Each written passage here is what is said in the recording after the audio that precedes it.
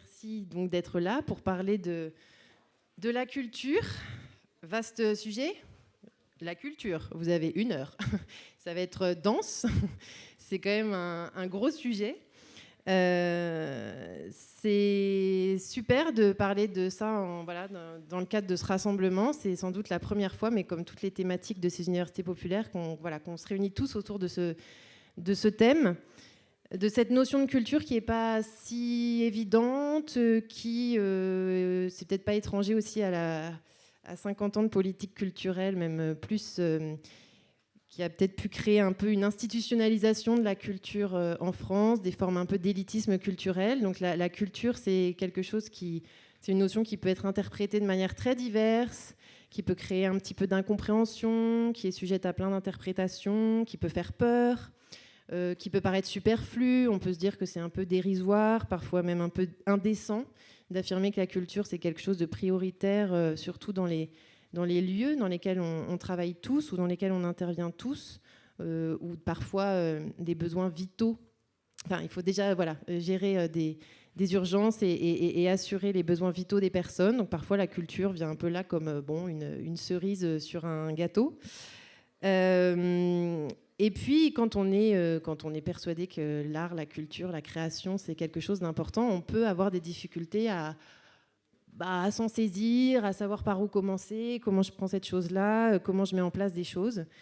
Il y a plein d'initiatives artistiques, culturelles qui émaillent l'histoire et la cartographie d'Emmaüs, France. Et il y a beaucoup de choses qui se passent partout, qui se sont passées. Il y a sûrement plein de gens ici qui pourront en témoigner. Mais il n'y a pas de mise en réseau ou d'échange de pratiques ou de capitalisation d'expériences au niveau national. Et c'est pour ça qu'il nous semblait important de parler tous ensemble de ce sujet. On ne va pas apporter toutes les réponses maintenant, ni transmettre tous les outils, mais au moins ouvrir quelques pistes de réflexion.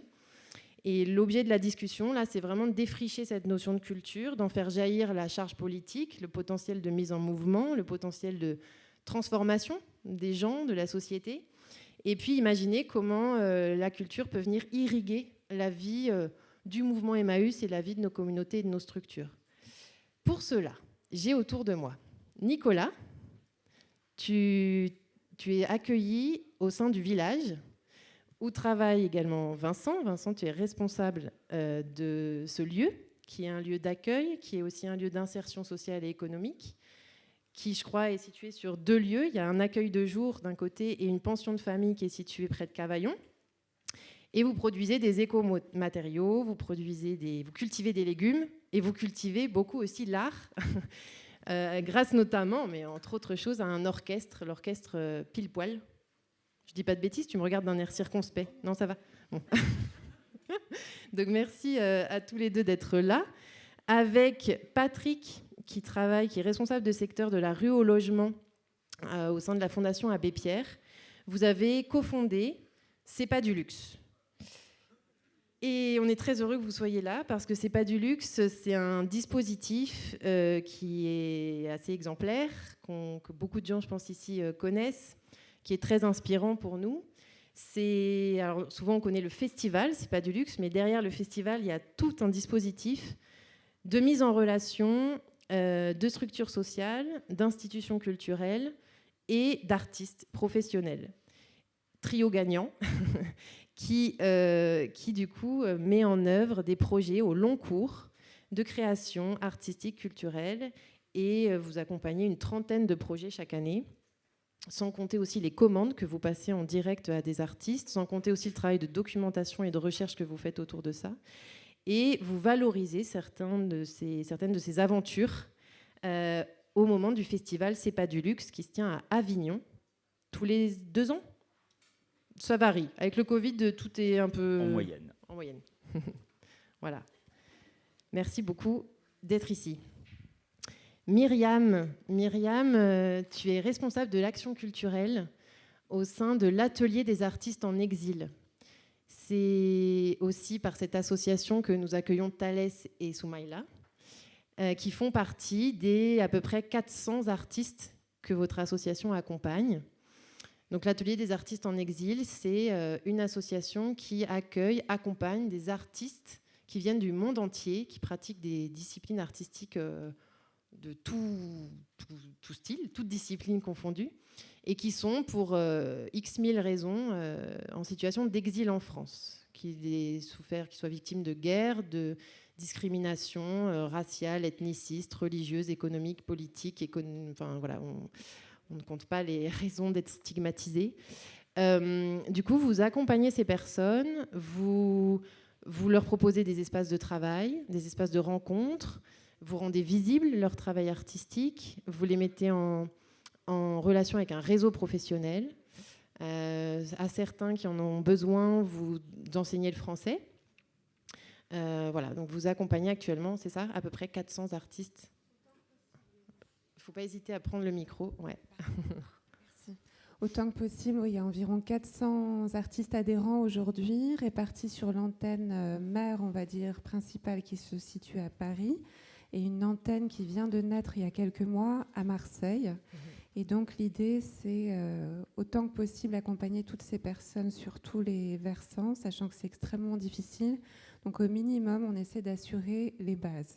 Voilà.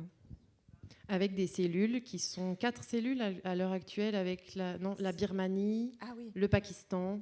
Birmanie, Afghanistan, pardon. Ukraine, Russie, des cellules, des dispositifs d'urgence, d'accueil de toutes les personnes artistes qui viennent de ces pays. Voilà. On est très heureux d'accueillir l'Atelier des artistes en exil, pour ma part en tout cas, de vous découvrir et de vous rencontrer. On s'est dit que ça pouvait être intéressant, cette rencontre entre deux réseaux, le réseau Emmaüs France et tout le potentiel d'accueil d'artistes qu'il y a au sein du réseau. Et ces 400 artistes potentiellement qui sont accompagnés par l'Atelier des artistes en exil. Merci beaucoup pour l'invitation.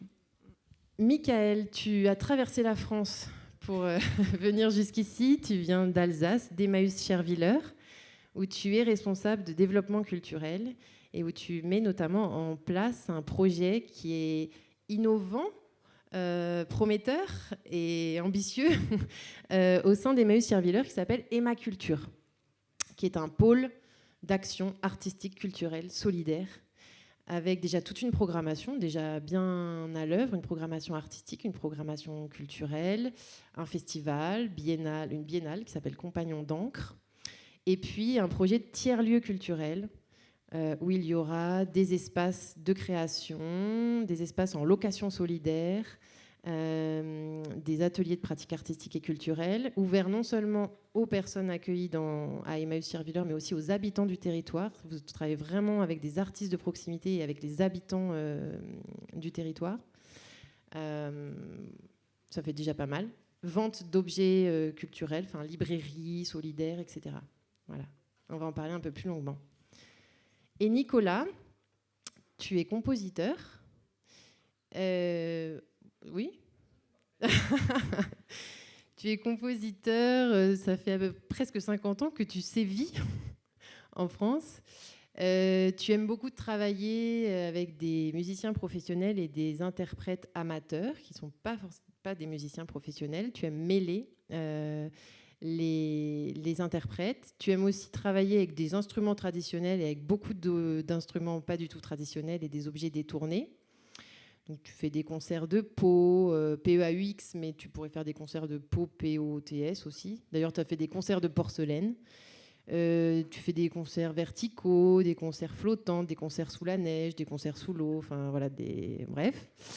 Et tu écris beaucoup en lien avec les circonstances et les lieux qui accueillent ces créations. C'est-à-dire que tu travailles vraiment en synergie dans des lieux. Tu es intervenu, on ne va pas citer tous les lieux, mais par exemple dans un hôpital en Seine-Saint-Denis où tu as ouvert un service musical. Tu as travaillé plusieurs mois avec les ouvriers des usines Renault de Boulogne-Billancourt. Tu as travaillé aux Archives nationales de Pierrefitte, dans des lycées techniques, des lycées pas techniques. Bref, tu aimes t'immerger dans des lieux, travailler avec les gens. Et le travail est une notion qui t'occupe particulièrement. Et j'aimerais citer une expérience que tu mènes depuis aussi des années à la Maison centrale de Poissy, donc prison près de Châteauroux, où tu as monté des studios de création sonore, de numérisation d'archives sonores, et où il y a aussi toute une programmation, formation au métier du son et programmation culturelle. Bon, c'est bien petit ce que je dis là par rapport à tout ce que tu fais, mais ta présence ici est très intéressante par rapport notamment, entre autres, à deux sujets qu'on va aborder dans la table ronde, celui de la résidence artistique, voilà, la question de la présence de l'artiste dans nos structures, dans nos communautés, et la question du travail. Comment la création peut venir et s'inspirer, tirer parti, mais aussi souligner des tâches, des gestes, des métiers qui sont pratiqués en fait au quotidien dans nos communautés, dans nos structures. Voilà, j'ai fini le tour de table. Donc, merci d'être là. Je vais... Non mais... C'est bon, c'est fini. Alors, j'ai beaucoup trop parlé déjà. Moi, j'aimerais maintenant, déjà, pour commencer, pas qu'on définisse la culture, parce que je ne suis pas sûre que ce soit même... c'est beaucoup d'intérêt, mais en tout cas que vous nous exprimiez, parce que vous pratiquez tous des métiers ou des activités où vous menez des projets culturels. C'est quoi, votre vision de la culture ?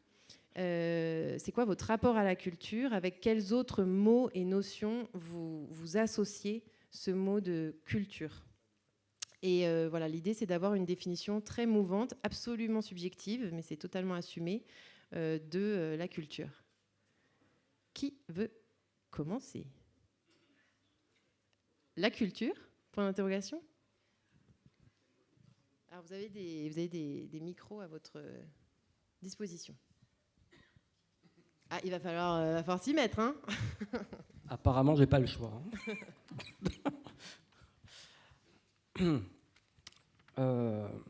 Déjà, je rajouterais un pluriel au mot culture et je lui enlèverais le grand C que parfois certains acteurs seraient tentés de lui coller. Pareil pour le mot art, hein, éventuellement. On pourrait lui mettre un petit A et un S. Tout ça pour dire qu'en introduction, le champ culturel est un objet ouvert, qui est un objet mobile aussi, qui permet peut-être à l'individu de participer à un chemin de réalisation de sa propre individualité, de sa subjectivité, que cette subjectivité soit artistique, que cet individu en fasse profession, en fasse métier, ou que cette subjectivité individuelle en soit amateur, non professionnelle. Il reviendrait à dire éventuellement que l'objet culturel est un objet de production d'une identification et d'une relation au monde qui produit de la capacité et qui répond peut-être essentiellement à un enjeu de réalisation de la dignité individuelle.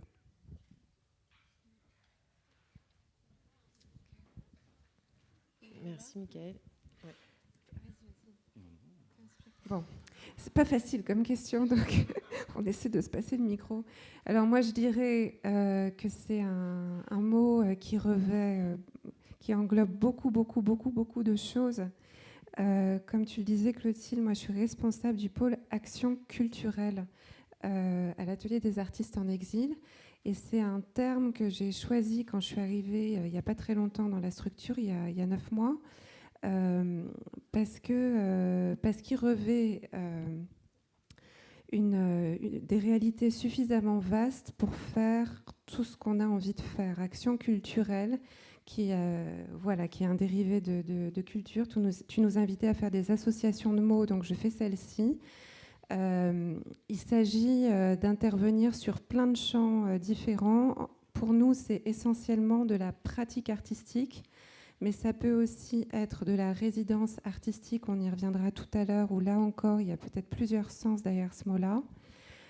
Ça peut impliquer de la médiation culturelle, où là encore, il y a des précisions à donner.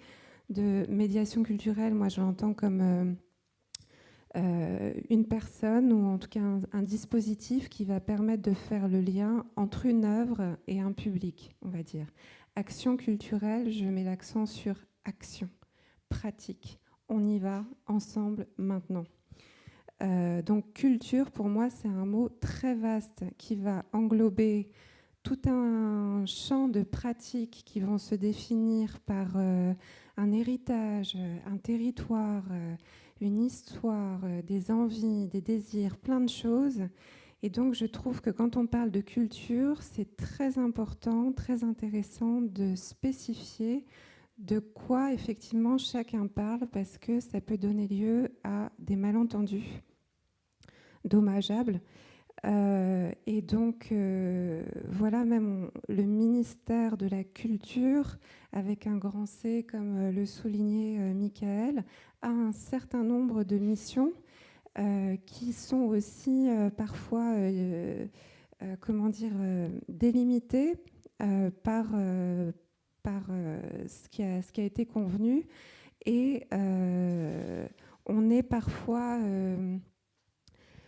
non reconnu quand on est sur des choses de l'ordre de l'éducation populaire qui vont impliquer de la culture, mais pas au sens du ministère de la Culture. Donc c'est un mot qui est délicat, qui a plein de réalités selon moi, et donc c'est important au cas par cas de bien s'entendre sur de quoi s'agit-il.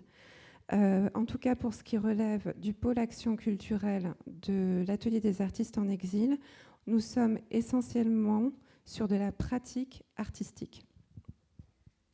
Et on va en rediscuter longuement après, parce que c'est un sujet qui nous occupe et qui nous intéresse. Alors, compliqué de définir ce qu'est la culture, et c'est pas comme ça que j'ai envie de le dire, mais peut-être de la place que j'occupe, de qu'est-ce que j'y vois. Et je pense que, et à la Fondation Abbé Pierre, parce qu'on parle d'abord beaucoup de droit au logement, mais on a aussi dans des missions la question de l'accès à la culture et de la pratique culturelle artistique. Et moi, quand je pense culture, je pense à un média qui permet la rencontre, qui permet la reconnaissance de l'un vers l'autre, la rencontre entre des individus et qui ont des histoires, des origines, des envies, des idées différentes. Et qu'au travers des pratiques, au travers des disciplines artistiques, il y ait l'occasion de se croiser, de se découvrir, de s'engager dans une aventure partagée. Et pour moi, je crois que la question de la culture, c'est l'attention qu'on porte à ce qu'est l'autre, à qui est l'autre, et de se dire que, et comment le promeut peut-être dans l'histoire, dans l'aventure C'est pas du luxe, dont on reparlera peut-être, c'est effectivement cet espace, ce lieu de rencontre où on ne fait plus attention à qui est l'autre, et on est ensemble à pratiquer une œuvre, à créer une œuvre, et qui qu'on soit installé, inséré, pauvre, voilà. Et je crois que c'est vraiment cette question du lien, de la rencontre qui me paraît importante. C'est comme ça que j'aurais envie de le raconter. On insistera aussi là-dessus, sur cette question, tu parles de déplacement et de en fait, cette question de l'implication des personnes par rapport aux lieux dans lesquels on travaille, dans lesquels on évolue, dans lesquels on intervient, c'est tout ici. C'est la question, en effet, comment l'action artistique, l'action culturelle, comment une résidence d'artiste, ça peut aussi venir déplacer complètement des lignes, quoi. Et chambouler les rôles, les places, les positions de chacun, les statuts. Voilà, c'est hyper intéressant ce que la culture vient titiller et vient bouger comme ligne dans une structure. Culture. Moi, je vais repartir effectivement de ce que tu disais, Michael, avec le culture, avec le petit C et le grand C. Avec le petit C, c'est nous en fait. C'est les richesses culturelles, c'est ce qu'on est avec toutes nos diversités d'origine, d'histoire, de langue, de couleur de peau. Et ça, c'est nos forces. Après, il y a la culture avec un grand C, qui est très codifiée, qui est souvent plus inaccessible, qui répond à des usages, à des pratiques, à un certain nombre de normes. Et peut-être que l'enjeu pour nous, c'est justement de réunifier les deux et de mettre nos cultures en mouvement pour en faire culture, partage, rencontre, comme le disait Patrick. Et voilà, et je pense qu'on doit être animé par cette utopie de ces cultures en mouvement. On parlait ce matin d'étoiles, enfin j'ai entendu parler d'étoiles. Je pense qu'effectivement, notre étoile ou nos étoiles, ça doit être bien évidemment la solidarité, mais très certainement aussi les cultures avec un S.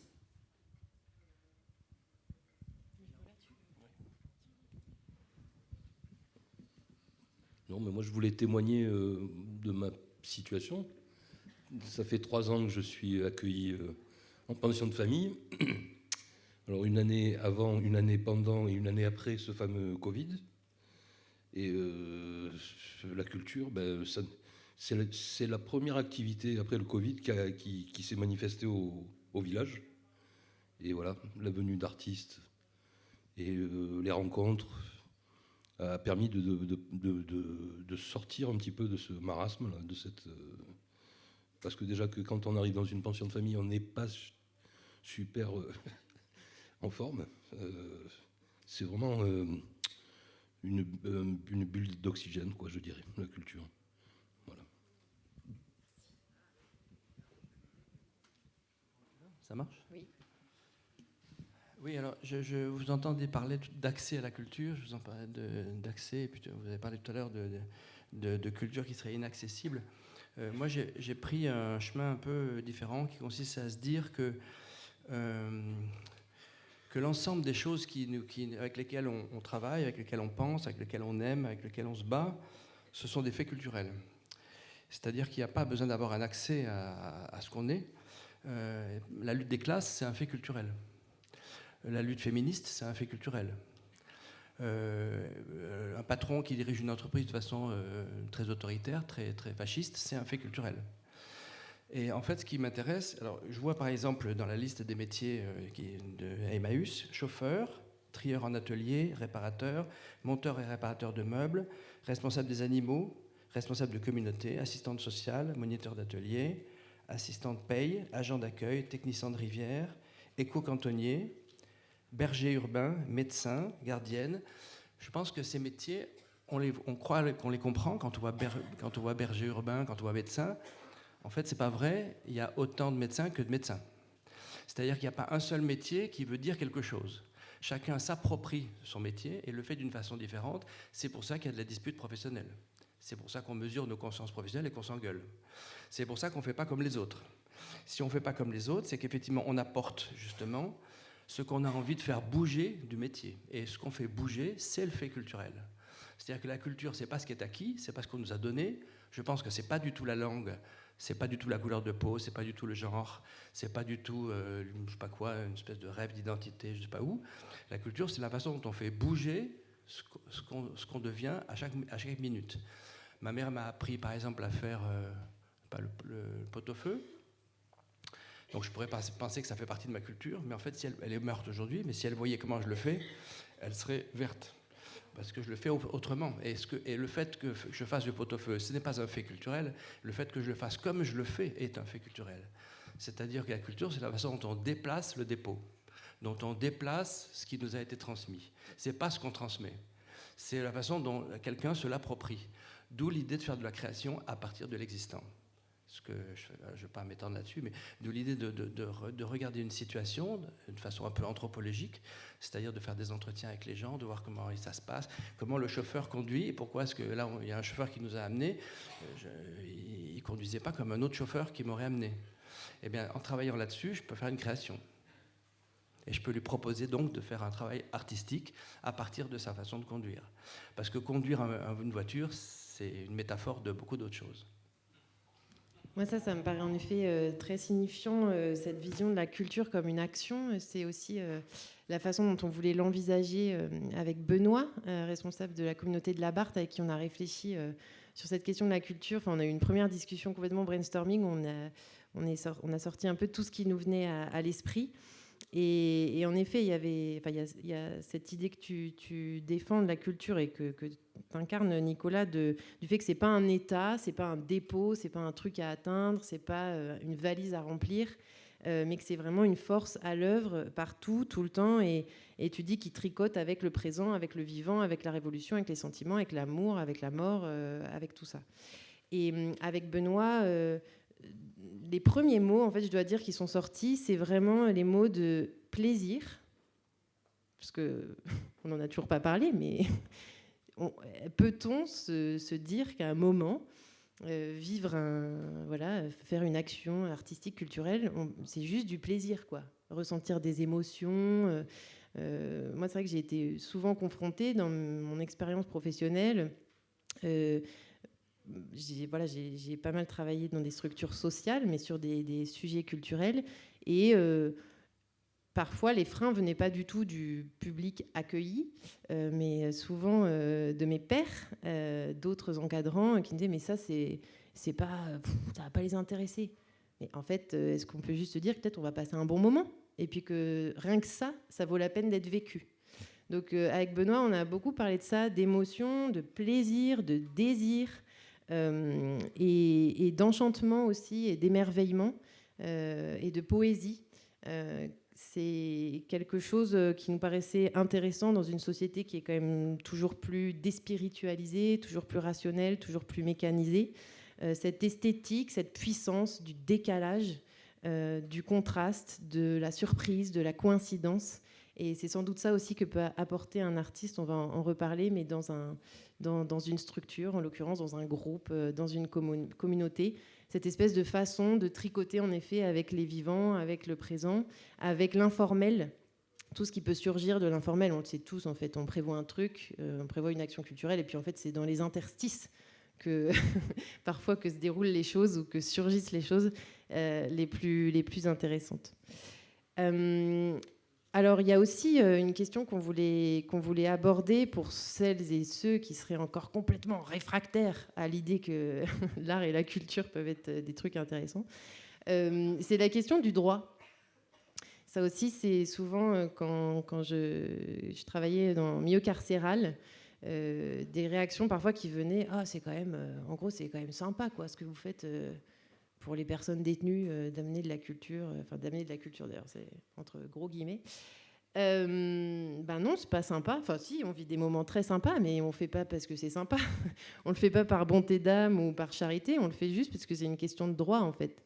C'est-à-dire que ces personnes-là, de la même manière qu'elles ont droit à la santé, droit au maintien des liens familiaux, droit de vote, droit de plein de choses, elles ont aussi droit de vivre, elles ont le droit de s'exprimer et de vivre et de partager des moments artistiques, des moments culturels. Donc j'aimerais qu'on parle un petit peu de cette question de droit, que certains textes un peu importants, comme la Déclaration universelle des droits de l'homme, ce qui nous préoccupe aussi, la loi relative à la lutte contre les exclusions et bien d'autres textes, sont là pour nous le rappeler, ce droit à s'exprimer, à produire des œuvres culturelles, à profiter d'œuvres culturelles.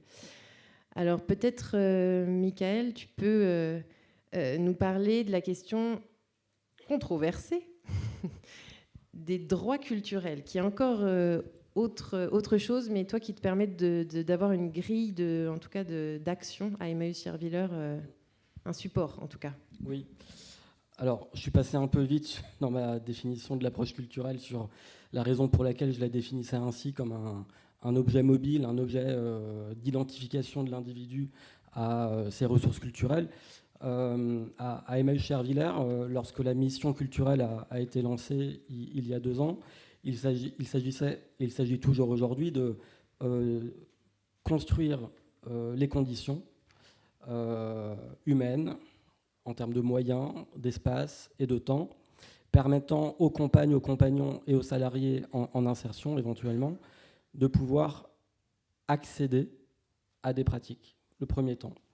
Mais pour pouvoir accéder à des pratiques culturelles, encore faut-il déployer des espaces d'information. Donc le droit à l'information est fondamental, et d'ailleurs c'est un un des premiers droits culturels.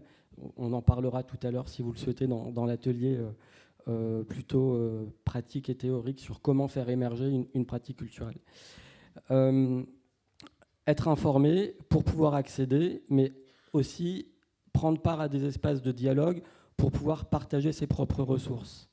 C'est à mon avis le double mouvement corollaire qui reconnaît la capacité d'un individu à prendre part, mais également à contribuer. Et ces deux moments, ces deux temps, accéder, prendre part, contribuer, voire participer, donc finalement ça fait presque 3 temps distincts, ce sont 3 piliers qui peuvent décrire très simplement ce que représente aujourd'hui une approche d'une pratique culturelle par les droits culturels des personnes pour tenter de réaliser les droits culturels des personnes. Alors, que dit-on quand on parle de droits culturels ? Quelque chose en fait d'assez simple, qui, comme Clotilde le dit, aujourd'hui peut porter parfois à controverse, mais je dois vous avouer que ça m'étonne toujours que cette notion de droit porte à controverse, puisque finalement, depuis 1948 et la Déclaration universelle des droits de l'homme, qui pourrait remettre en cause qu'après la Deuxième Guerre mondiale et ce temps de barbarie auquel d'ailleurs a répondu la Déclaration universelle des droits de l'homme, qui pourrait aujourd'hui remettre en cause ces principes fondamentaux qui reconnaissent en droit, en dignité, tout individu à pouvoir prendre part à la vie culturelle. Alors, finalement, cette notion de droit culturel, elle est un prérequis. Un prérequis, mais souvent aussi une approche informelle. Nous sommes nombreux comme acteurs travaillant dans le domaine des solidarités, de l'inclusion, à développer des pratiques qui tiennent compte de cette approche par les droits culturels. Alors, il y a une déclaration de Fribourg en 2007 qui rassemble, qui réunifie ces différents droits qui ont été travaillés dans des textes internationaux depuis 1948 jusqu'à 2005. Cette déclaration de Fribourg, elle arrive en 2007. On pourra en détailler quelques aspects tout à l'heure, mais il y a 8 droits. 8 droits, je vais vous les citer quand même, ça permet de les avoir en tête. 8 droits qui nous permettent de nous situer. De nous situer lorsqu'on fait projet culturel. Ils ne sont pas normatifs, ce n'est pas une grille qui doit être utilisée par obligation. Par contre, c'est un outil qui permet de se situer et de faire la synthèse par rapport à ce que nous disions en introduction de nos différentes approches du domaine culturel. On a parlé accès. Cette notion d'accès, elle renvoie à l'enjeu qui a été le creuset de la politique culturelle française à partir de la création du ministère de la Culture à la fin des années 50, qui a mis l'accent sur la démocratisation des œuvres de l'humanité. Le mot d'André Malraux, son enjeu, Premier ministre des Affaires culturelles, c'était de permettre la rencontre entre les grandes œuvres de l'humanité et le public. Pour lui, il ne s'agissait pas de faire de médiation culturelle. L'enjeu de la transmission n'était pas son affaire. D'ailleurs, c'est aussi le moment où les politiques d'éducation populaire sont exclues du ministère de la Culture, ce qui voulait dire beaucoup à ce moment-là. Et on en paye les frais aujourd'hui encore, puisque nous avons à faire le lien entre les politiques sociales et les politiques culturelles. Donc, droit culturel, finalement, ce n'est rien d'autre que la possibilité de faire le lien entre les enjeux de démocratisation, les œuvres d'un côté, le patrimoine, et les pratiques et les références culturelles des personnes qui sont en dignité reconnues comme des êtres et des individus pouvant produire un nouveau patrimoine et participer à la vie culturelle. Et d'ailleurs, les 8 droits culturels traversent ces notions-là. Le premier, choisir et respecter son identité culturelle. Le deuxième, connaître et voir respecter sa propre culture ainsi que d'autres cultures. Droit numéro 3, accéder au patrimoine culturel. Droit numéro 4, se référer ou non à une communauté culturelle. Droit numéro 5, participer à la vie culturelle, on en a parlé. Numéro 6, s'éduquer, se former, éduquer et former dans le respect des identités culturelles. Numéro 7, participer à une information adéquate, s'informer et informer autrui. Et numéro 8, participer au développement de coopération culturelle. Ouais, je me permets juste de t'arrêter peut-être là, Mickaël, parce que c'est quelque chose que ceux qui vont participer à l'atelier Mettre de l'art dans les épinards vont pouvoir explorer plus longuement. Et en fait, le temps passe, et du coup, je voulais qu'on aborde cette question de droit, peut-être faire réagir juste Nicolas là-dessus, si tu as envie de réagir, et peut-être de renouer avec aussi la culture comme action, et de passer vraiment à l'action, et d'aborder la question de la pratique artistique et de la résidence d'artiste que je voudrais vraiment qu'on traite avant d'échanger avec vous. Oui, je vais pas commencer une dispute. Parce que en plus ça ne vous concerne pas, c'est des problèmes linguistiques, donc le gourou de Fribourg a manipulé des termes dont il n'a pas beaucoup maîtrisé la portée philosophique et surtout politique. Et donc il a même embarqué l'UNESCO dans des confusions qui me paraissent compliquées, alors que son objectif de départ était ce que vous dites, c'est-à-dire tout à fait intéressant. Sauf que, entre parenthèses, il a commencé à parler d'identité culturelle, vous avez entendu le mot. Dans le terme d'identité, vous voyez la mine antipersonnelle qui s'y loge. C'est quoi l'identité ? On va arriver après à la notion de différence. C'est quoi la différence ? Est-ce qu'il y en a parmi vous qui sont plus différents que d'autres ? Et en fait, à un moment donné, on a parlé de différence pour montrer. D'ailleurs, souvent, les gens de gauche disent « il est différent, mais ça m'apporte beaucoup et c'est très, très enrichissant ». C'est qu'on commence à le pousser, et puis après ça, comme on culpabilise parce qu'on est un peu humaniste, on se dit « mais en fait, c'est mon frère ». Donc il ne faudrait peut-être pas commencer par le pousser. Et on a la même ambiguïté dans le mot diversité. C'est quoi la diversité ? Ce serait des gens qui seraient plus divers que d'autres. C'est-à-dire que, par exemple, la diversité, c'est les lesbiennes. La diversité, c'est les malades mentaux. La diversité, c'est les aveugles. C'est les spéculateurs à la bourse. C'est les SDF. C'est les petits délinquants réactionnaires. Ou c'est moi. Ou c'est Clotilde. Ces notions d'identité sont des notions perverses. C'est des choses qui consistent en fait à vouloir dire un peu qui sont les gens et qui nous serions, comme si nous étions immobiles, comme si nous n'allions pas devenir, comme si on pouvait nous ramener à notre couleur de peau, à notre nom, ou à notre prénom, encore pire, à notre genre, à l'endroit où on habite, à l'endroit où sont enterrés nos morts, à nos idées même. C'est pas possible. Donc je pense qu'effectivement, il faut dès le départ évacuer ces mots qui sont des mots qui appartiennent à la réaction et qu'on manipule en pensant qu'on les réhabite nous-mêmes, mais les autres les entendent comme des mots réactionnaires. Identité, différence, diversité, il faut arrêter. Je vous propose de l'arrêter. Enfin, en tout cas, moi, j'arrête. Alors après, on fait ce qu'on veut. Commencer la dispute, mine de rien. On aurait pu être un peu plus consensuel que ça, je me permets quand même, parce que là où votre propos n'est pas totalement complet, mais je vous promets qu'on n'ira pas dans la dispute, c'est quand même que reposer ces termes, moi je suis partisan de les reposer, de les réinvestir positivement. A priori, vous êtes plutôt... Attention comment les autres les entendent. Parce que vous mettiez ce que vous voulez dedans, c'est bien, mais attention comment ils l'entendent. Eh ben, on ouvrira la discussion tout à l'heure, justement, si vous venez à l'atelier. Moi, ce que je vous propose, c'est qu'on vous laisse ça comme un gros paquet. Vous en faites ce que vous voulez. Non, mais c'est pour vous montrer que c'est en effet la complexité de cette notion aussi de culture. En effet, on n'est pas là pour se lancer dans des immenses débats théoriques, mais ça montre aussi différentes postures. La question du vocabulaire, ça a un sens quand même, les mots. Donc voilà, à vous de voir comment vous vous positionnez, mais j'aimerais en effet qu'on... Ouais, vas-y Vincent.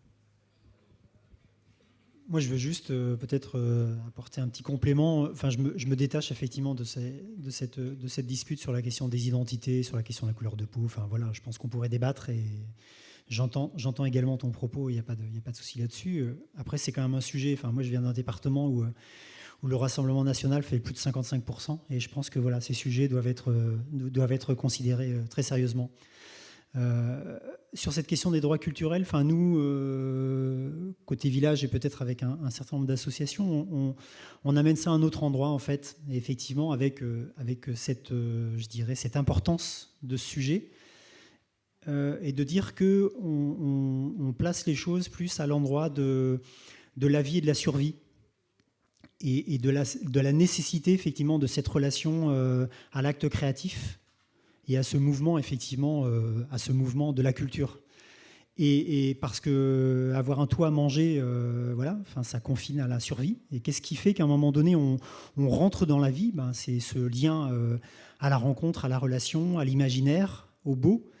Et c'est là où effectivement on rend les choses nécessaires. Alors effectivement à l'endroit du droit, comme tu le dis, mais nous à l'endroit du quotidien, comme on le vit. Et c'est effectivement ce qui nous met en mouvement sur ce sujet. Et l'artiste est sans doute là pour introduire ces mouvements-là. J'aimerais qu'on évoque maintenant cette question de la présence de l'artiste dans des structures, dans des lieux, dans des groupes, dans des communautés. Cette force de présence de l'intervenant. Moi, j'aime bien ce mot intervenant parce qu'il y a inter, alors c'est interstice, c'est celui qui s'immisce, qui vient de l'extérieur, qui s'immisce et puis qui emmène ailleurs aussi. Cette posture de l'entremetteur, voilà, qui, parce qu'il a une passion, un univers, un regard sans doute décalé, c'est pour ça qu'il est artiste, à son histoire, à sa voix, à son attitude, sa posture, sa façon d'être, va ouvrir voilà, des espaces de réflexion, d'imaginaire, de création, et puis faire bouger des choses, s'inspirer aussi beaucoup, se nourrir et interagir avec les forces en présence. Alors peut-être Myriam, tu peux nous, toi qui accompagne des artistes dans la pratique artistique, la mise en relation avec des publics, des participants. Je te laisse un peu nous en parler. Ouais, ce qui me vient à ce sujet, c'est que donc l'artiste intervenant, moi, c'est un terme que j'aime beaucoup en fait, qui me semble définir, même si les contours sont toujours très flous en fait quand on parle de ça, parce que ça bouge tout le temps et ça dépend vraiment du contexte dans lequel on va agir, avec qui, à quel moment, dans quel endroit. Il y a toujours en fait quelque chose d'unique dans une formule, dans une action, me semble-t-il. L'artiste intervenant, c'est pas n'importe qui en fait. L'artiste intervenant, il est artiste, c'est-à-dire qu'il va maîtriser la discipline ou les disciplines qu'il pratique.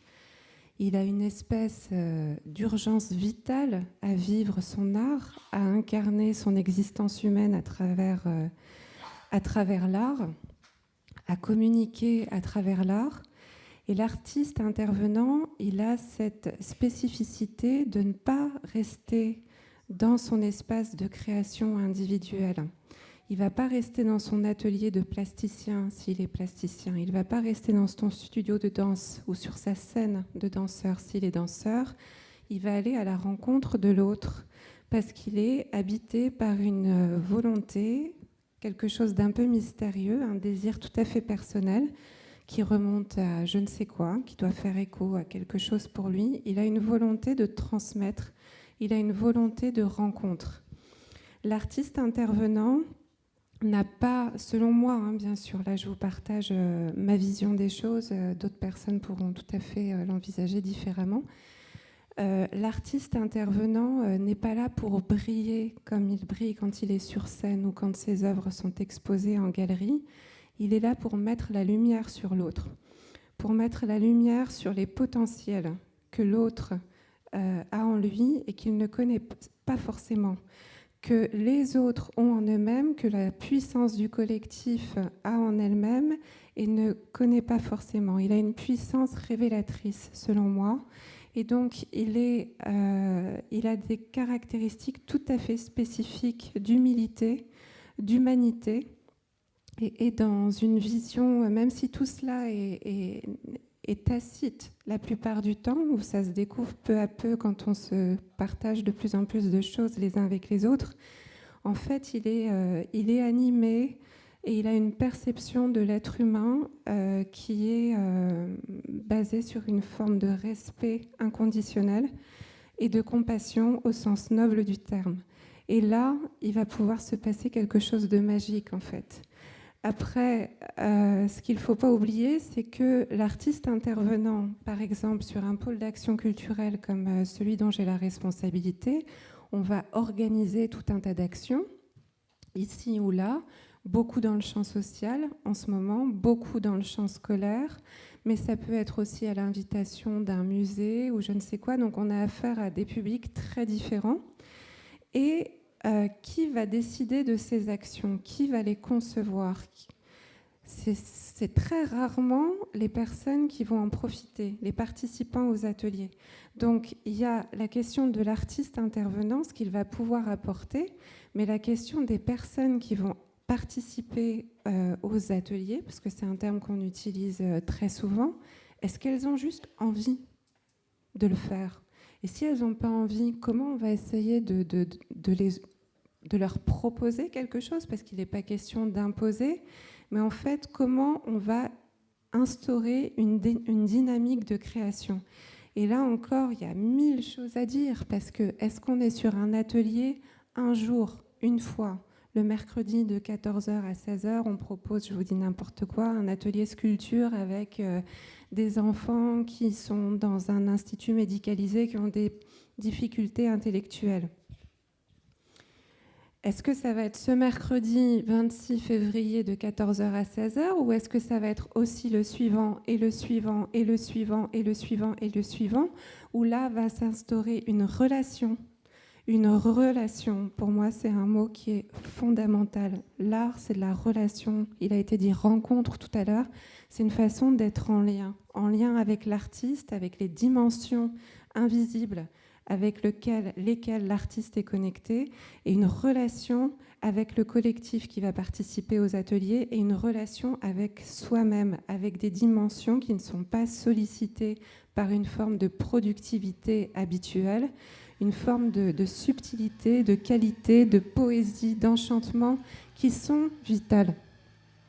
Donc, la question de sommes-nous dans un atelier une fois, sommes-nous dans une série d'ateliers, sommes-nous dans un projet, sommes-nous dans une résidence?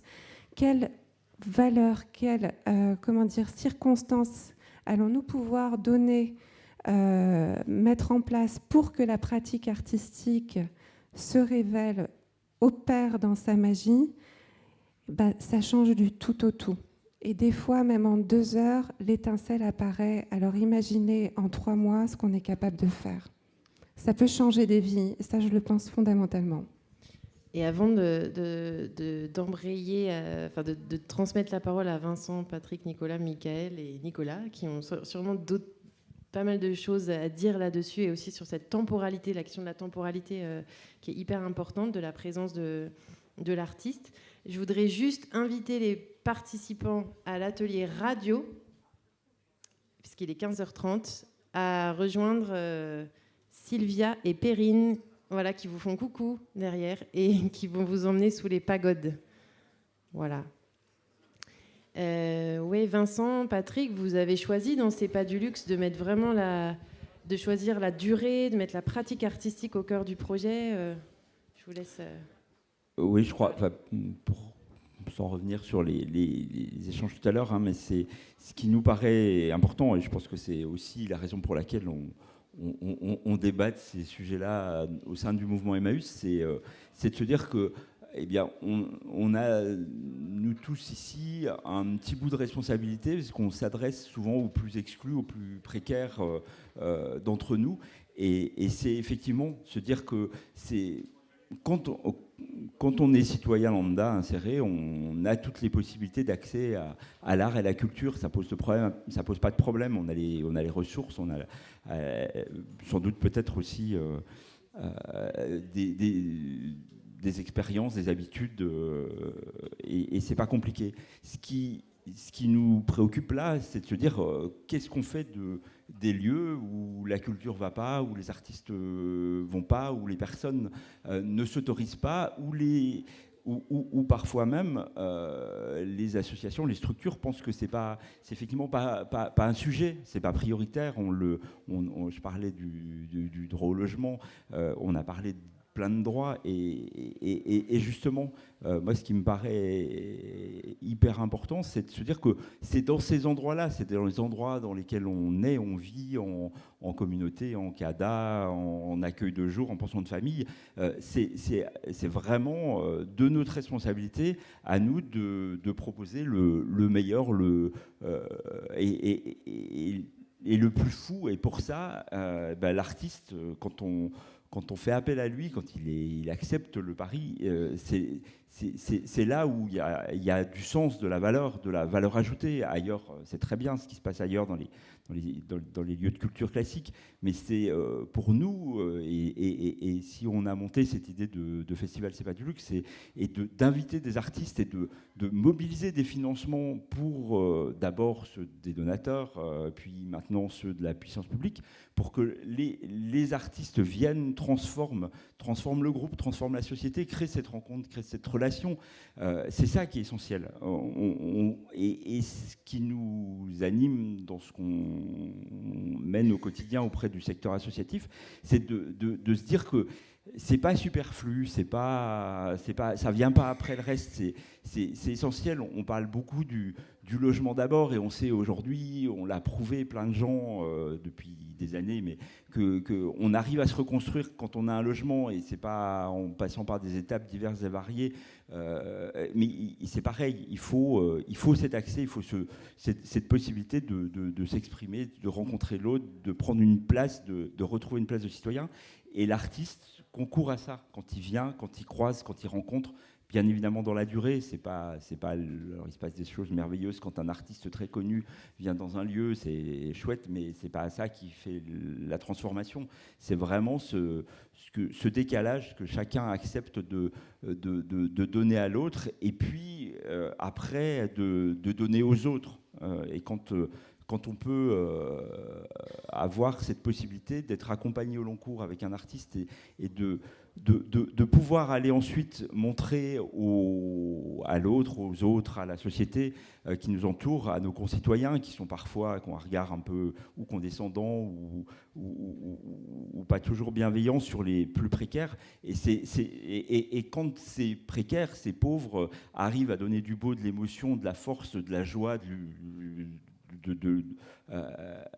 aux autres, c'est là où on a réussi. Et ça, c'est un pari qu'on doit faire, et c'est un pari qui coûte de l'énergie, qui coûte de l'argent parfois, mais je pense qu'il est indispensable, nécessaire, et on doit, enfin, il me semble qu'on doit l'avoir à l'esprit dans nos projets associatifs, dans nos projets dans les structures dans lesquelles on agit. Voilà, c'est pas le truc qu'on mettra un jour quand on n'aura plus que ça à faire. Du coup, là, j'ai envie de donner la parole, Nicolas, pour que tu nous racontes, toi, en tant qu'artiste, comment tu débarques dans une usine, dans un hôpital, dans un lycée. Comment tu travailles avec les gens ? Comment ça se passe ? Alors justement, chacun est à sa place. Que vous dites faire venir les artistes, et moi je me dis je vais pas faire venir l'artiste. Je vais pas venir. Je vais là où les gens. Enfin, je fais l'inverse. Je vais là où les gens sont. Chacun est à l'endroit où il est. Et en fait, un jour, j'étais à l'hôpital justement, puisque tu parlais de l'hôpital, et j'ai eu là une phrase malheureuse. J'ai fait une maladresse linguistique. J'ai dit au neurologue comment est-ce qu'on va faire. Je parlais d'offres culturelles. Et il m'a remis en place tout de suite. Donc, vous parlez de modestie. Donc, je fais œuvre de modestie en vous le racontant, en me disant mais c'est pas toi qui fais l'offre culturelle, c'est l'hôpital qui te l'a fait.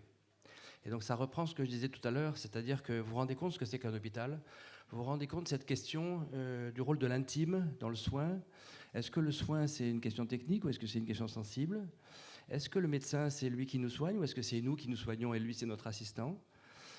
Comment ça se passe avec la gestion de la mort ? La gestion de la mort dans les services, par exemple, d'immunologie ou les services de soins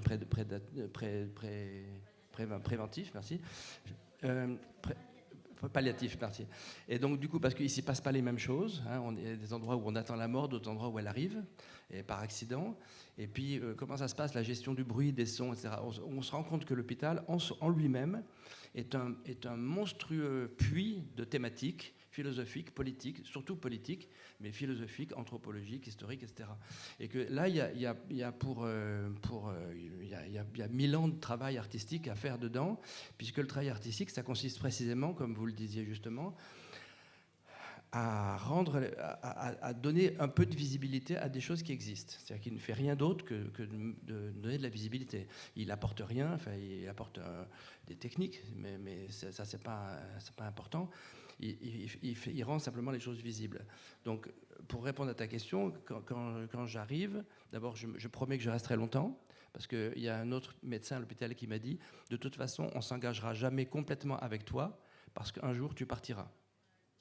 Donc ça, c'est une chose qui est de fait, hein, c'est qu'on sait qu'à partir du moment où un artiste va partir, il ne pourra pas aller très loin, puisqu'il s'en ira ailleurs. Donc aller très loin, ce serait rester, en fait. Ce serait engager une relation en promettant qu'il n'y aura jamais de divorce.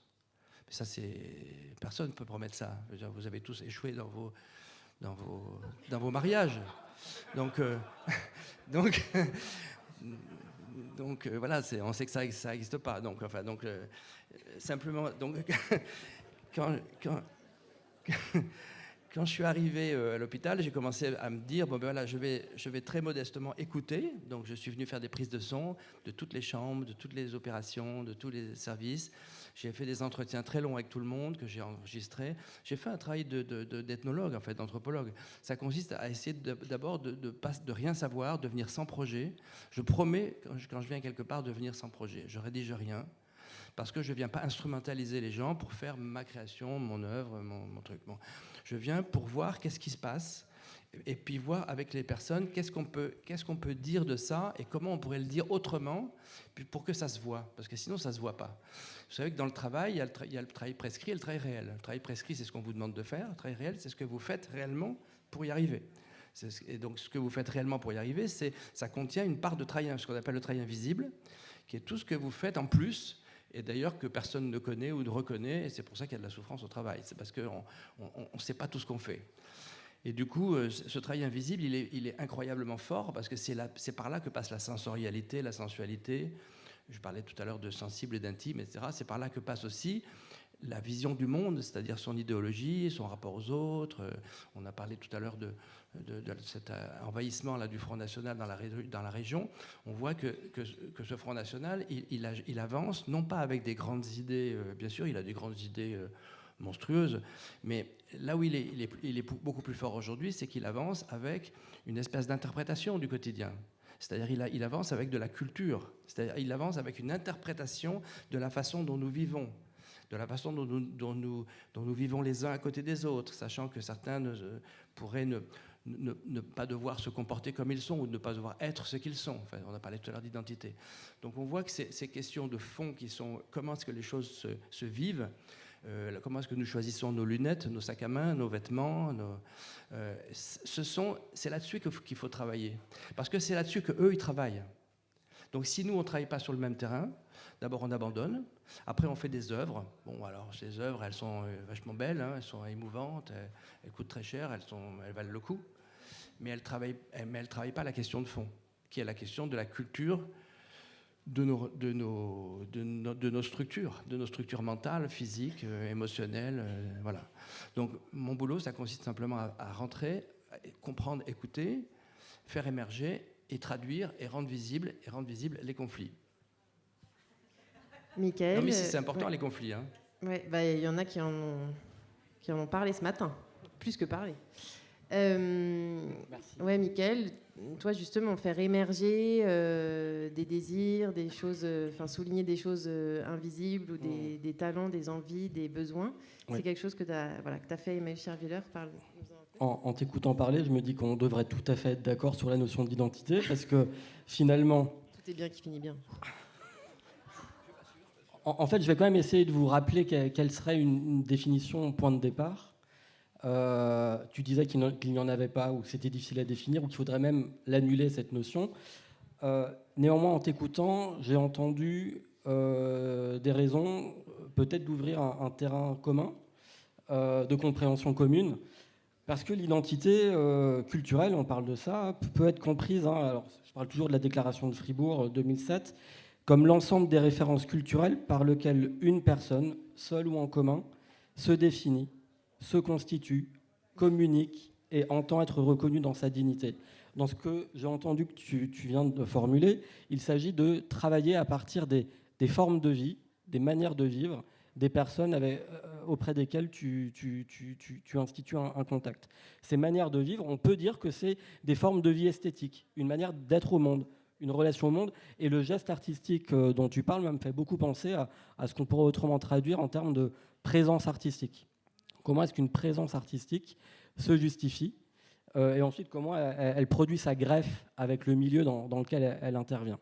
Alors à Chervillers, j'ai comme parti pris, le plus possible, avant de faire intervenir une équipe artistique ou un artiste indépendant, de développer un espace d'expression libre, de parole. Alors, ça s'institue soit de manière régulière dans le temps avec les compagnons dans le cadre de groupes de parole. On a institué une commission d'action culturelle avec différentes thématiques émises par les compagnons et les bénévoles. Alors, des thématiques qu'on réarticule d'année en année parce que les compagnons changent, évidemment. Certains arrivent, certains repartent. Les reconnaître dans leurs droits élargis, puisque les communautés et les autres structures d'accueil contribuent à la réalisation notamment du droit, des droits fondamentaux de mise à l'abri, d'alimentation, des droits sociaux également. Ouvrir un espace de dialogue pour répondre à la réalisation des droits culturels, ça passe en effet par l'écoute des pratiques des uns des autres, des ressources, des références des uns des autres. C'est ainsi qu'à Emmaüs Chervillers, on a entendu qu'un compagnon venant d'Angola, ayant fui son pays pour des questions de sécurité, avait une pratique professionnelle de chant et de danse, d'enregistrement également d'albums de musique. Et avant ces espaces de parole-là, institués très peu de temps après le premier confinement, ça a permis d'ouvrir cette pratique qu'il avait dans un temps très individuel et assez solitaire et de le faire émerger dans l'espace de la communauté, dans l'espace de la relation. Et ainsi de suite, d'amener ce compagnon à participer avec d'autres qui ont suivi sa démarche à l'accès à des cours de pratique, à des pratiques d'enregistrement auprès d'acteurs culturels du territoire, jusqu'à là, actuellement, à imaginer comment est-ce que ce compagnon pourrait se produire dans le cadre du festival Compagnon d'encre qu'on imagine en 2023. C'est un exemple parmi d'autres. La présence artistique, elle peut aussi se penser à l'inverse.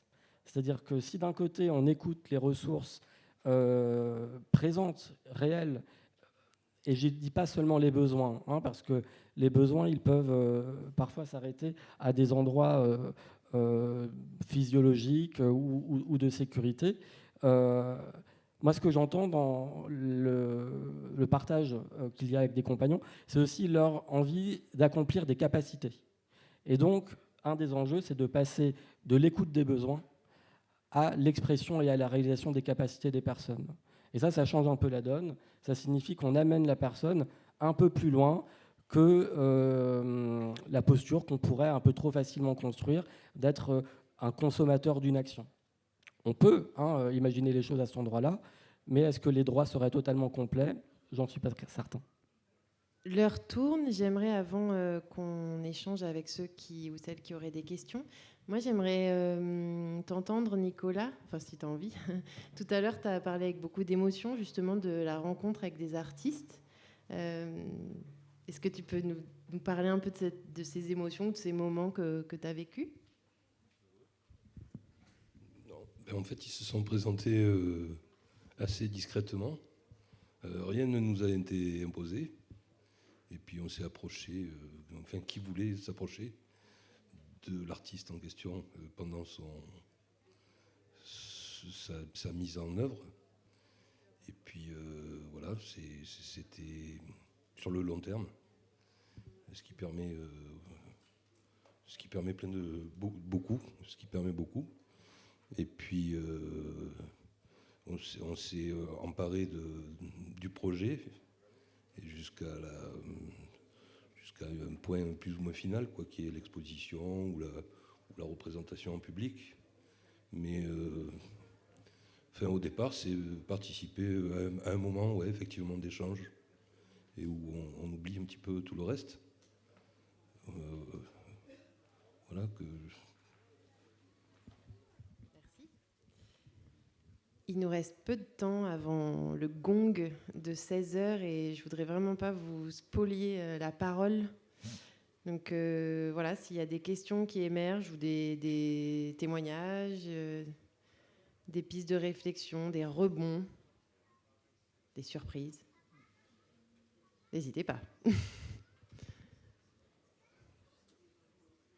Non, pas de... Oui, alors je ne sais pas s'il y a un micro qui circule. Ah bah voilà. Est-ce que quelqu'un peut... Ouais, super, merci. Alors, voilà, il y avait une personne avant, juste au premier rang, là-bas. Et avant de prendre la parole, n'oubliez pas de vous présenter. Alors, Fatima, je suis à Bussière-et-Prin. Emmaüs Bussière-et-Prin, nous, on a en gestion un CADA. Donc, je voulais juste rebondir sur ce que tu disais, Patrick, à un moment, sur le fait que le spectacle, quand on offre un spectacle, c'est pas forcément là où ça se joue. Moi, je pense qu'il faut ça et les ateliers, il faut les deux. Et amener la culture aussi aux personnes, amener un spectacle de musique ou du théâtre, c'est hyper important, ne serait-ce que pour le lien que ça crée entre les bénéficiaires et les personnes qui les accompagnent. Voilà, donc je pense qu'il faut l'un et l'autre. Et je voulais rebondir sur ce que disait, alors je ne sais pas comment vous vous appelez, Nicolas. Vous disiez que vous venez, vous travaillez, vous n'avez pas un projet en tête quand vous arrivez quelque part. Je pense qu'on a toujours quand même une idée quand on arrive quelque part. Donc, je suis un peu étonnée. Et notamment, si on doit, par exemple, faire une demande de subvention pour créer un spectacle, on a quand même l'obligation de réfléchir au projet un minimum en amont. Ce que vous dites, c'est me paraît un peu plus utopique, de dire, bon, l'artiste arrive, on ne sait pas trop ce qu'il va faire. Nous, on travaille avec des artistes et on est dans l'obligation de réfléchir en amont, de créer un projet, de chercher des financements pour qu'il puisse exister.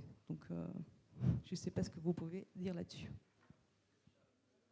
Déjà, on ne peut pas se défaire des idées avec lesquelles on vient.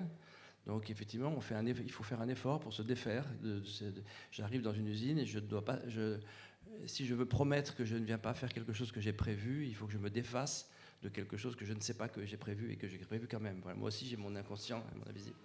Donc, il faut se défaire, et ça prend du temps de se défaire de ses a priori, de ses préjugés, de ses stéréotypes, de sa vision qu'on a des patients, des ouvriers, des paysans, des enfants, des prisonniers, etc.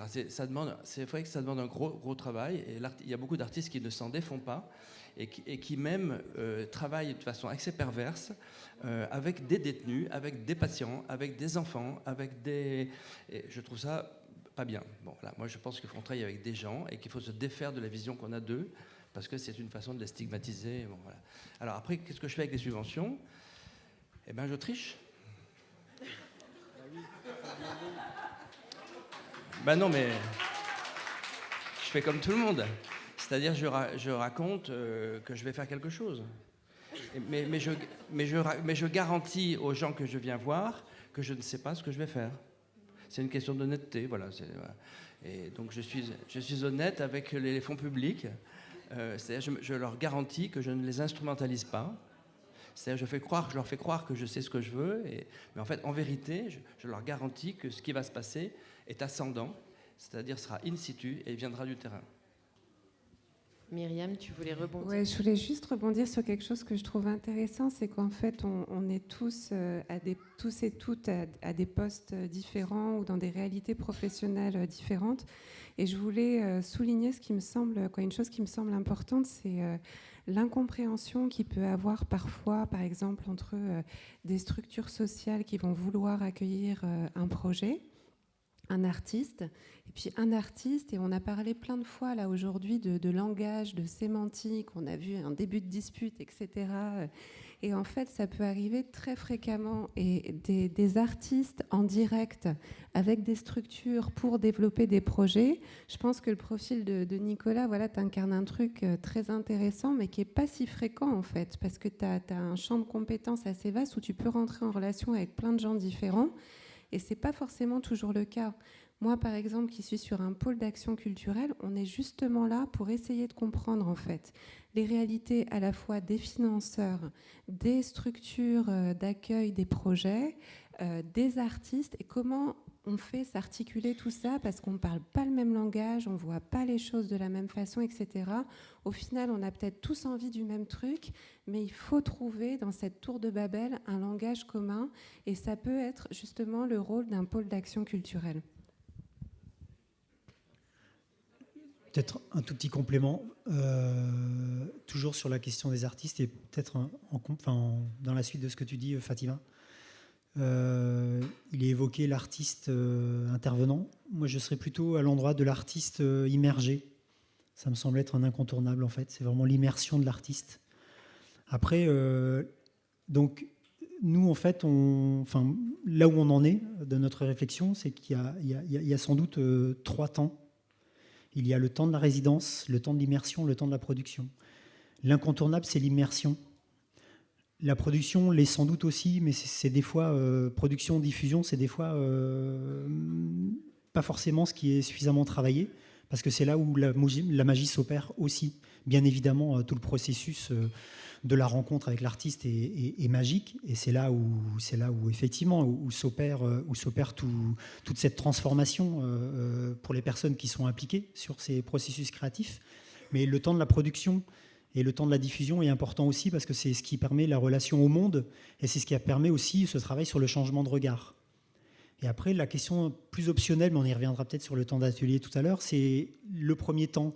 Il y a 1000 façons d'envisager une immersion d'un artiste dans un lieu. Soit effectivement, il y a des choses qui sont déjà un petit peu élaborées, soit pas du tout comme tu le défends, soit c'est l'artiste qui vient. Enfin, nous sommes de super endroits de résidence pour artistes. Donc l'artiste vient en résidence, et puis après, il se passe ce qui se passe. Il y a de l'immersion, et très souvent, effectivement, on voit qu'il y a de la production qui démarre. Ou pas, mais souvent il y a la production qui démarre. Voilà, je pense que c'est en tout cas ce que j'ai envie de défendre, c'est la question de l'immersion. Et sur la question de la temporalité que tu défendais, enfin que tu interrogeais, Myriam, il me semble important d'avoir différentes temporalités. Je pense que c'est bien effectivement qu'il y ait des temps très éphémères, avec des passages d'artistes ou liés à la création, ou même où les accueillis vont aller voir une œuvre. Et puis des fils rouges. Nous, on fait le choix effectivement d'avoir un orchestre et une petite compagnie de danse. Et c'est important aussi d'inscrire les choses dans le temps, avec une forme de régularité, et qui fait qu'aussi les choses s'inscrivent dans nos ADN. Et parce qu'effectivement, comme alors nous, on est sur les écomatériaux ou la production de légumes, comme on va produire des légumes, eh bien, on peut aussi aller à l'orchestre le jeudi après-midi. Voilà, je pense qu'il y a vraiment comme ça des choses à inscrire dans le temps et dans la durée qui permettent effectivement à la création ou à la culture d'être omniprésente et d'intégrer nos ADN. Il y a plusieurs questions. On va écouter plusieurs questions d'un coup, mais madame, oui, avant. Bon. Donc moi, c'est pas une question, c'est que j'ai vécu, je fais un témoignage, j'ai vécu un truc très important. Je fais partie d'une chorale à Chambéry, où ils étaient plus d'une 60aine, et il y avait plusieurs compagnons et une responsable avec nous. Et en 2018, nous avons participé au festival C'est pas du luxe à Avignon. Et normalement, cette chorale devait durer 6 mois, et elle a tellement bien marché qu'elle a duré plus de 2 ans. Donc on a donné des concerts dans tout Chambéry, et c'était merveilleux. Voilà. Merci pour ce témoignage.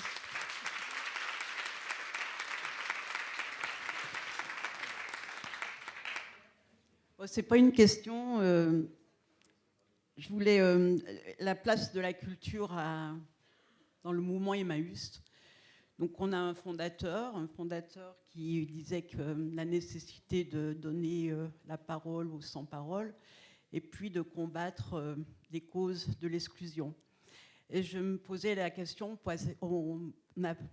j'ai entendu le droit à la culture, et je me suis posé la question du renversement. C'est-à-dire, est-ce que la culture peut permettre l'accès au droit ? Voilà.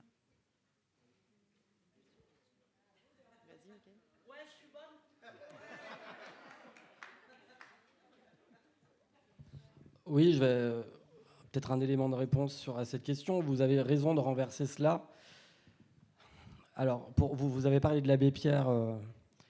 Je crois que la notion de culture n'a jamais été nommée en tant que telle dans le projet Emmaüs. Mais je crois être retombé il y a quelque temps sur une belle citation. Je crois que c'est dans cet ouvrage qui condense les citations de l'abbé Pierre en 1999, où il écrit qu'il est temps de penser le développement d'activités non lucratives et donc des activités humanisantes. Voilà, il faisait le lien entre cette dimension non lucrative de l'activité humaine et qui développe le lien humain.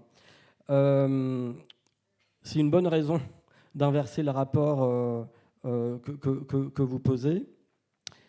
La culture, et je ne dirais pas l'accès à la culture, je dirais l'expression des capacités culturelles des personnes, et donner l'accès à cette capacité à exprimer des compétences et des références est une condition d'accès à d'autres droits. C'est d'ailleurs un des enjeux qui est posé par la question des droits culturels, de permettre une réalisation interstitielle à d'autres droits. Je suis bien informé sur l'alimentation qui est proposée dans mon territoire.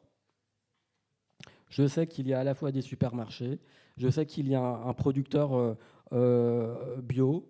Eh bien, je peux m'autodéterminer, par exemple, sur ma capacité à m'alimenter. Mais l'alimentation devient à ce moment-là un sujet culturel qui permet à la personne de se définir dans sa capacité à réaliser ce droit-là. Mais la question, elle peut être équivalente en termes de logement. Et là, peut-être que tu peux nous témoigner sur la manière à la FAP dont peut-être les pratiques culturelles auraient eu un effet sur la modification des modes de vie. En tout cas, on peut croire qu'il y a un effet porteur, un moteur, à prendre pied en société, à se repérer dans des codes culturels au sens large, puisque les codes culturels, on l'a bien compris dans cette discussion, dépassent uniquement la question de la création. Et ce seront les mots, mais au pluriel de la fin. Je voulais juste mettre l'accent, selon moi, sur la relation à soi-même que ça permet. Voilà, sur des personnes qui vivent un truc particulièrement difficile, qui sont cassées, démunies, etc. Ce que ça peut générer, revigorer, redonner d'accès à une dignité intrinsèque, c'est fondamental.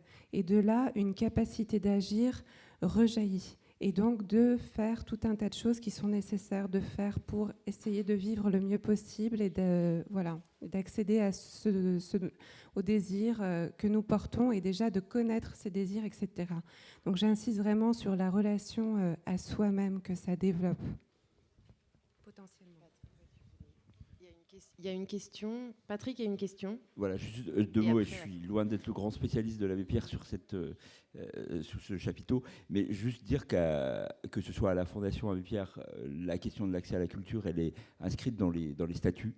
Elle soutient des actions qui permettent l'accès à la culture pour les plus précaires. Et puis, je regarde les cousins d'Emmaüs France. On travaille beaucoup ces sujets-là avec eux. On est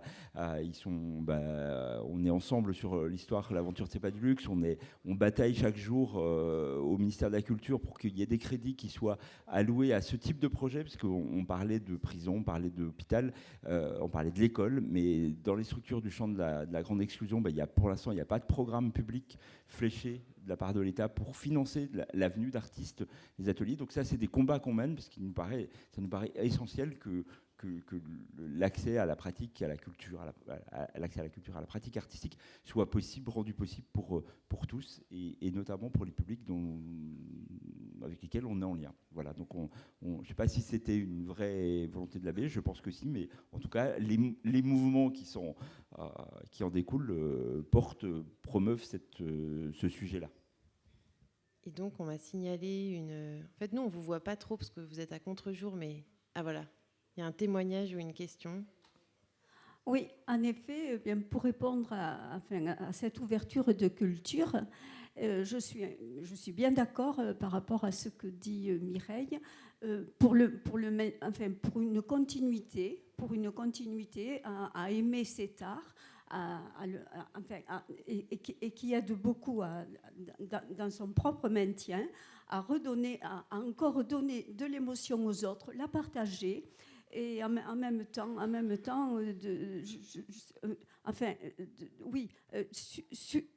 surtout donner cette émotion, non seulement la donner, mais surtout la partager, la faire augmenter et donner aux autres aussi cette envie de vivre et cette confiance qu'ils ont en eux à développer l'art de leur âme, de leur culture, enfin tout ce qu'ils ont appris, de toute leur expérience, et encore donner, quoi. C'est fondamental, ce maintien, et ça fait énormément de bien au moral et à la santé aussi. Je crois que c'est une belle manière de terminer. Je vous remercie. Une discussion sur l'art et la culture. Je vous remercie. À moins qu'il y ait une autre question. Tant pis, hein, vous créerez moins. Hein. Non, c'est pas une question. On parle, Agnès Chambéry, on parle de la culture dans le mouvement, on parle d'Emmaüs France, Emmaüs International. La culture, on est dedans à fond. On a quand même au Burkina Faso une troupe qui tourne autour de la culture et de la percussion, qui accueille des jeunes qui sont dans les rues et autres, et c'est par ces activités qu'ils arrivent à fonctionner, et qui tournent en Europe à d'autres périodes pour ramener de l'argent au pays et pour faire fonctionner leurs écoles. En Inde, on est aussi dans l'interpellation dans la rue avec des pièces de théâtre pour parler de l'hygiène. Enfin voilà, donc la culture au Brésil, n'en parlons pas, et ceux qui reviennent d'Uruguay ont vu les tambours des femmes pour parler de la militance. Donc voilà quoi. Et puis juste redire, donc Chambéry, on a fêté nos 40 ans cette année, et on a travaillé pendant 3 mois sur l'art, la culture avec les compagnons, et ça a été une création d'une fanfare vocale, un groupe de percussion et des pièces de théâtre, et ça a été des répétitions pendant 3 mois et qui ont été jouées pendant un vendredi pour toutes les personnes d'Emmaüs et de nos partenaires, et pendant la vente d'un samedi, que ce soit 2 fois le matin, 2 fois l'après-midi, en interpellant nos clients. Voilà. Donc, mais ça se crée aussi parce que vous parliez d'artistes intervenants. Il faut choisir aussi les bonnes personnes qui nous comprennent et qui sont là non pas pour faire de la percu ou pour faire du théâtre ou pour faire chanter, mais qui sont d'abord là pour la rencontre. Et c'est l'outil, en fait, l'art, qui permet de rendre la dignité, tout simplement, quoi. Merci pour ce témoignage. Pendant que Thalès s'achemine vers la scène pour faire transition avec la suite, je vous rappelle donc les rendez-vous vers les ateliers. Pour ceux qui participent à l'atelier Scéno Photo avec Nicolas Henry, j'espère que Nicolas est arrivé. Il est là. Il vous attend donc près de son exposition. Maître de l'art dans les épinards, vous suivez Michael, Patrick et Vincent. Et l'atelier danse, vous suivez Soumaïla, qui est derrière et qui va vous emmener vers les tentes. Mais je vous conseille de rester un tout petit peu, juste 1 minute, pour écouter Thalès. Il faut que ça s'arrose, que ça s'arrose, que ça s'arrose.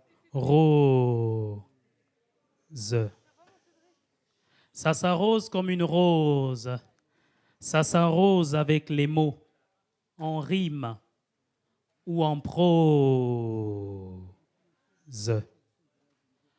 Le jour se lève comme de coutume, les coups de mots derrière ce bitume.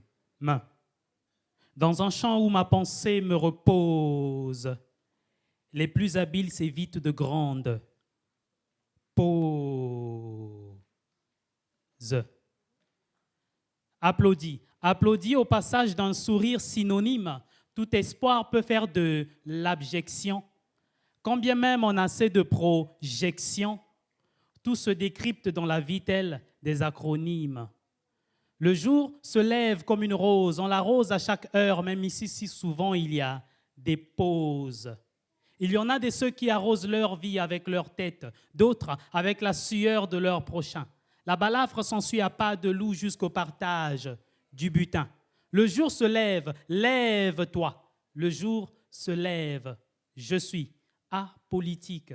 Ma politique, je ne suis pas contre la richesse de ces politiques riches.